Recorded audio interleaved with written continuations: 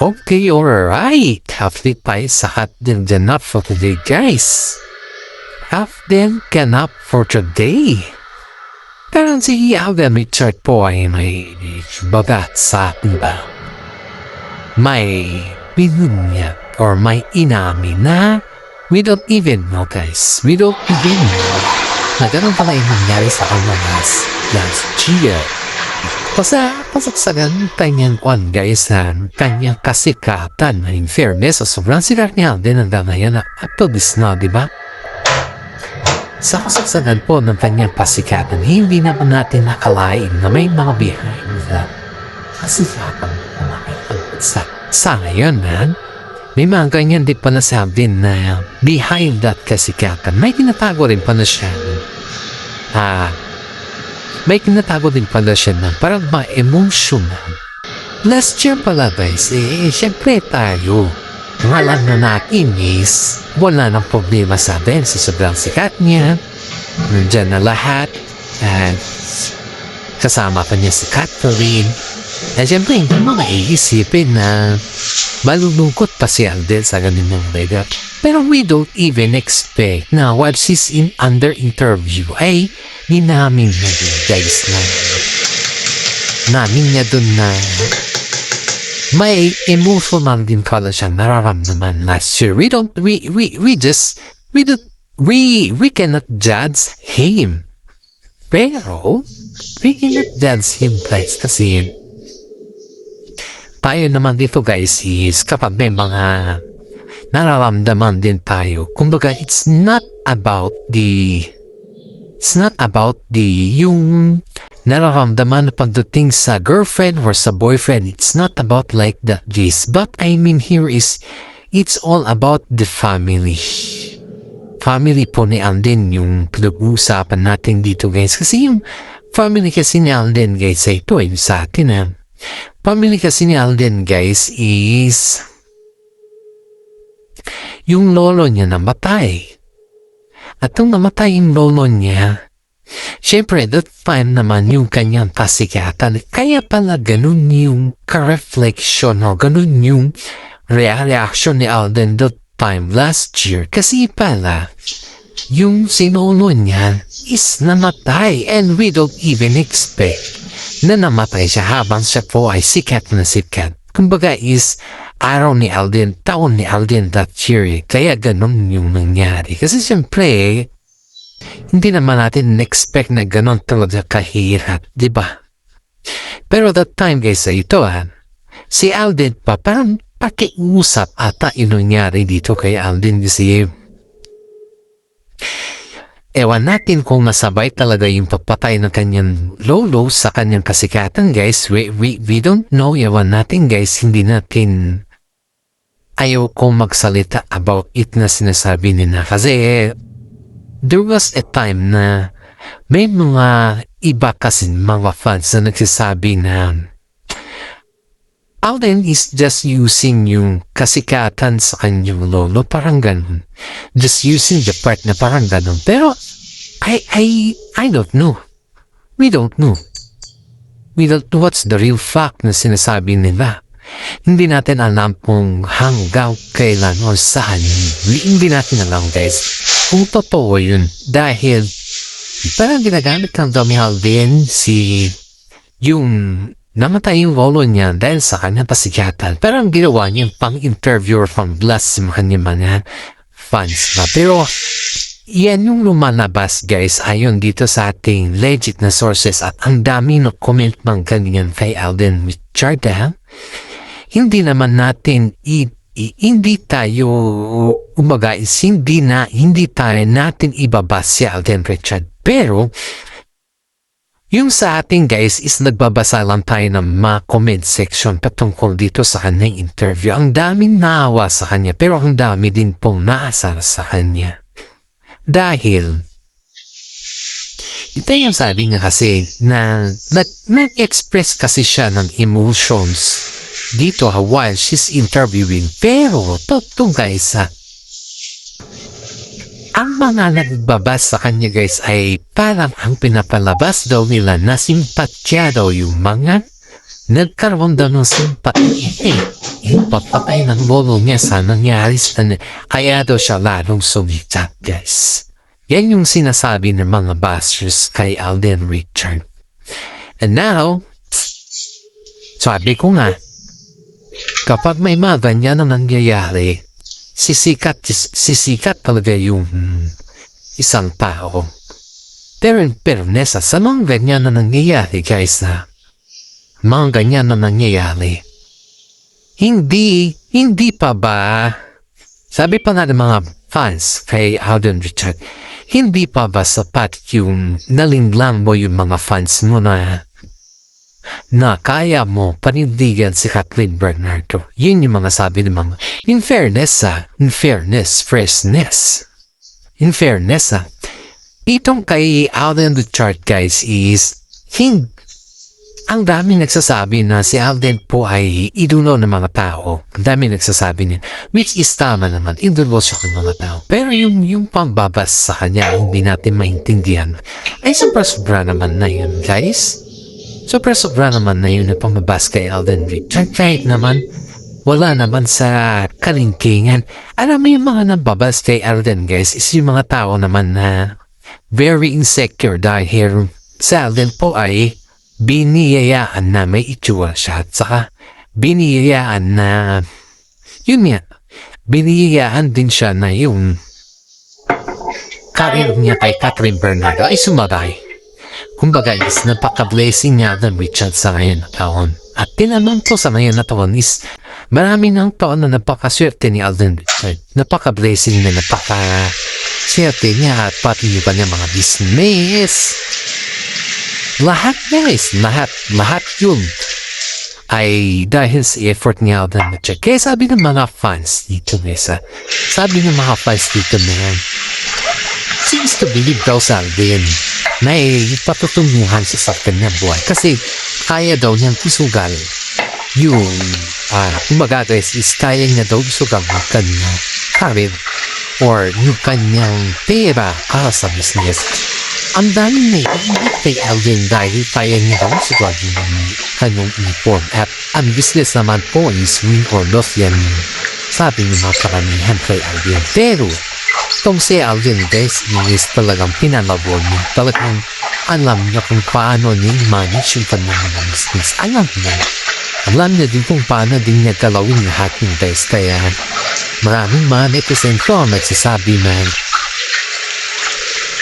nagpapasalamat sila kay Alden Richard dahil si Alden po ay naging instrumento ng kanyang mga anak o sa kanyang mga anak para sa ganun na ay naging mas matibay pa or mas maging okay pa yung kalagayan ni Alden sa lahat. Pero in fairness, guys, ang dami natin natutunan kay Alden Richard dahil si Alden po sa murang edad niya nagawa natin magpaptayo ng sarili ng business. Sa ganyan edad, guys, dahil tayo aminin mo man or hindi mo pa kaya humayo sa sarili mo pa. Hindi kayo na.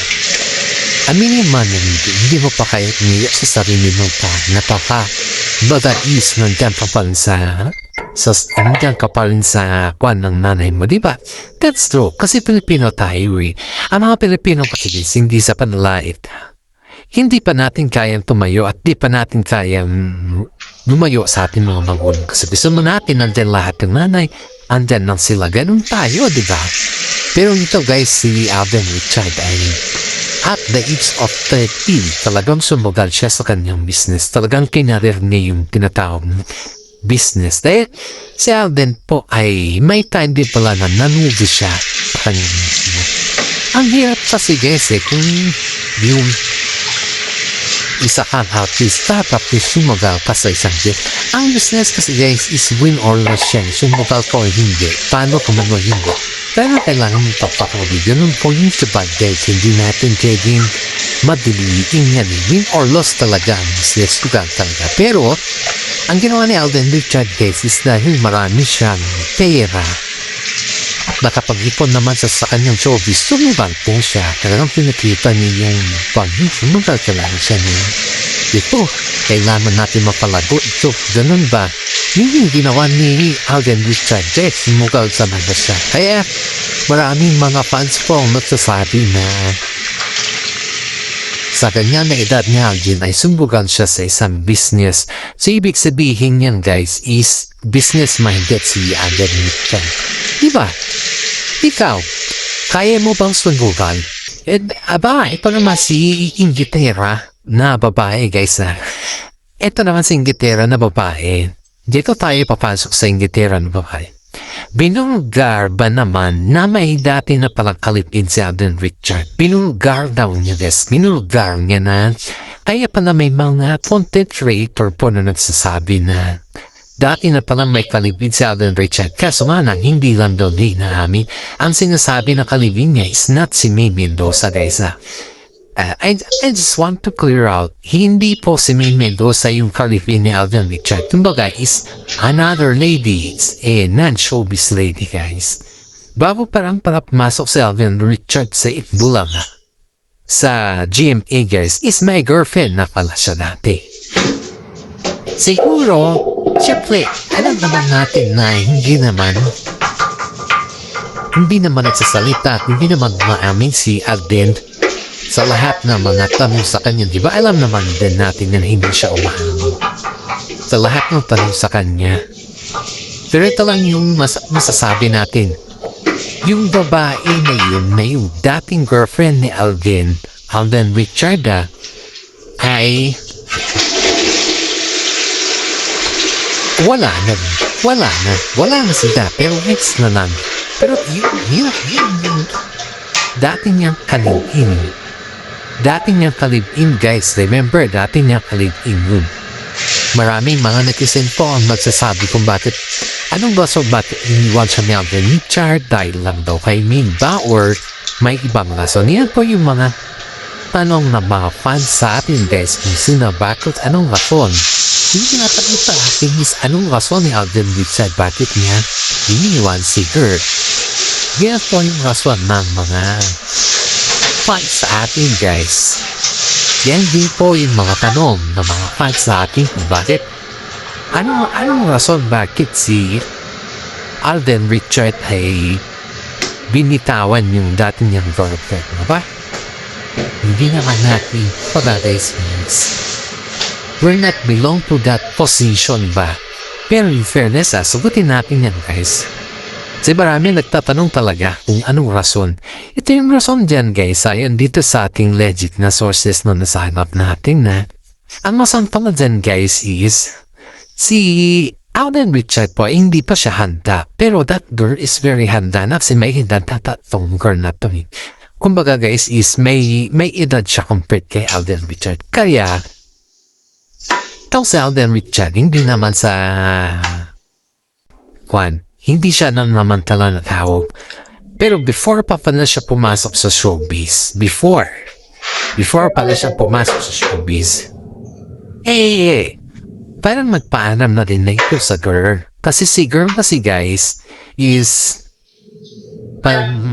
kumbaga, syempre kapag may edad na kasi, kapag may edad din yung babae, kailangan kasi parang yung sakal dyan na alam nyo naman, gets nyo naman siguro kung din po yung parang sinasakal si Alden Richards, parang ganun, parang kita mo yung pananakalata, parang ganun yung point of view natin dito guys. Yun kasi yung lumalabas at yun dito kasi yung totoo. Ang hirap kasi dito, hindi kasi dinaan ni Alden Richards na ganun yung nangyayari. So yun guys, itong si ex na kalibin niya, parang naninibago itong si Alden Richards noon dahil itong ex na kalibin niya, ito din yung babae guys na tumulong sa kanya. I mean is tumulong sa kanya doon sa mismo tumulong sa kanya bago siya pumasok sa showbiz kasi walang-wala naman si Alden Richards nung umpisa guys. Alam naman din natin yan.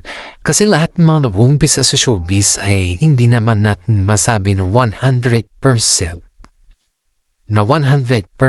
may pera sila. Kaya na sila pumapasok yan sa showbiz kasi gusto nila din gumanda yung mga buhay. That's the reason why. Kaya lahat tayo dito ay pwede nating sabihan sa Alden Richard kung ano yung mga bagay-bagay na kailangan din natin pagsabihan paminsan-minsan. Ito guys, na-interview po natin yung isa niyang kaibigan tong si babae. Mabit naman sa Alden, wala naman pa rin sa Alden Richard. Kasi si Alden po ay sobrang bait niya, alam naman din natin. Siguro this is the fast of Alden Richard kasi hindi natin ito nilalabas yung passing niya para siraan po siya. Ang point natin dito guys is kaya natin ito nilabas. Para sa ganun is makilala naman natin si Alden Richard. Hindi lamang po yung mga alam mo na. Pero in fairness guys si Alden po ay napakabait ng tao. Napakabait niyang tao pero may humahabol kasi sa kanya ngayon guys. Hindi po si Catherine Bernardo po ang humahabol kay Alden kundi yung dati niyang kalibing guys. Iyon po yung humahabol kay Alden Richard sa ngayon. Alam naman ni Alden yan. Alam naman ng pamilya ni Alden yan guys. Na kay Alden na yan guys hindi niya aminin. Yan yung pinakamahirap. Yung hindi mo din haaminin pero may mga tao na nagsasabi na kailangan mo din aminin, di ba? Kasi sikat kasi si Alden, pag sikat kay kasi may mga protocol kasi yun mga nasa showbiz na hindi kailangan ilabas yung baho mo before. Kasi parang palikit mo lang yan ba? Kaping yan, kaping yung baho mo. Yan yun. Kaping yung baho mo. Kaya, siyempre guys, kung ikaw naman, sikat na sikat ka tapos may baho ka. Iyan yung mahirap dyan eh. Hindi ka pa naman showbiz that fine pero yung mga taga-showbiz ba yung kaping talaga. Yung tignan talaga yung baho mo ba. Ganyan naman sa showbiz eh. Kapag sikat ka, titignan talaga kung nasaan yung kahinaan mo. Iyan ang showbiz. Yan ugali nila. Kaya ito guys, dahil sikat po si Alden ay sinilip yung kanyang kahinaan. Pero in fairness, walang nakakaalam dyan na 9 items po nila ito dati na. Isang aktor, inahabol ng kanyang ka-live-in before dati. Yan po, pero sikat na aktor yung nakalagay. Alam po kung sino yung content creator po na nag-vlog patungkol dyan. Pero ayaw na lang natin magsalita. Sinihirap naman is pag magsalita pa tayo sa ganyan na bagay. Hindi naman natin saklaw yan. Diba isipin mo guys na yung saklaw ng natin dito is yung mag-content tayo. Diba? Ito guys, ito yung the best thing nito. Itong si Igor dahil sobrang mahal na si Alden Richard. Ewan po guys kung may anak sila. Hindi na natin kasi na-interview itong si Igor kasi masyadong private. In fairness dito sa girl, ayaw niya naman magpa-interview, guys. Ayaw niya naman siya. Pero dahil nga sinabihan natin na baka maaari, baka matulungan namin siya. Ganun ba? Kasi si Alden daw, guys, ayaw din. Si Alden daw, hindi daw siya nag-reach out dito sa girl. Sa ex niya. At ewan po guys kung alam din ni Catherine Bernardo at nangyayari dito kay Alden Richard. Kasi si Alden naman guys is busy siya sa mga pagpipiloto niya at ang daming niya business na yan ba pinapatayo, ganun ba, baga ang yaman na ni Alden. Pero ang tanong kasi, hindi daw niya ni-reach out seeker. Ang sabi lang ni Girl, parang may obligasyon ata si Alden sa kanya. Iyan guys, parang may obligasyon. Aba, hindi naman natin alam kung ano yung obligasyon na sinasabi dito guys. Kasi, hindi natin alam kung may anak si Alden sa kanya or wala. Bakit obligasyon yung sinasabi? Kasi, nag-live-in partner daw ito ni Alden Richard. Nung hindi pa siya showbiz. Kasi nung pumasok si Alden Richard showbiz, guys, Umasok siya. Ito yung girlfriend niya eh. Ito yung girlfriend niya. Pero nagtataka na lang tayo na nung naging katampan niya na si Maine Mendoza, biglang hindi na lumabas si Earl. Parang kumbaga is kailangan na hindi siya lalabas para hindi ba manigaw yung mga fans? Ganun ba yun? Ganun ba yung pagkaintindi ko sa mga fan dyan? Kasi mas kasing naligaw si Girl kay Alden Richard. Kawawa naman. Pero ewan po guys kung alam naman ni Catherine Bernardo na ganun yung nangyayari. I don't know guys.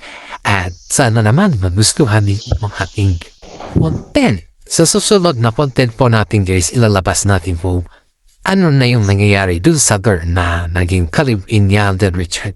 Please watch our YouTube channel kasi kakaiba to guys, very unique. Napaka-unique ang ating YouTube channel, hindi lamang po para sa mga kung ano-anong event yan, kundi po ay napaka-unique sa lahat. Kaya paki-like and share ang ating YouTube channel. Maraming salamat at God bless po sa ating lahat.